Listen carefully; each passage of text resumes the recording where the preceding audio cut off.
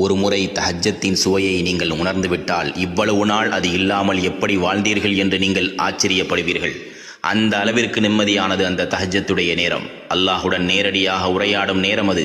மனதில் உள்ள கவலைகளையெல்லாம் அல்லாஹ்விடம் கொட்டி தீர்த்து தீர்வை பெற்றிடும் நேரம் அது. ஃபரதான தொழுகைக்கு அடுத்த அந்தஸ்து. கபரில் ஒளி கிடைக்கிறது, முகத்தில் ஒளி கிடைக்கிறது, எல்லா நோய்களையும் நிவாரணமாக்குகிறது, இருதய நோயை விட்டு பாதுகாக்கிறது, சிறிய பாவங்கள் அனைத்தும் மன்னிக்கப்படுகிறது, அமல்களில் இஹ்லாஸ் உண்டாகுகிறது. எந்த கண்ணும் பார்த்திராத, எந்த காதுகளும் கேட்டிராத, எந்த உள்ளங்களாலும் சிந்தித்திராத பெரிய நியமத்துகளை அல்லாஹ் அளிப்பான்.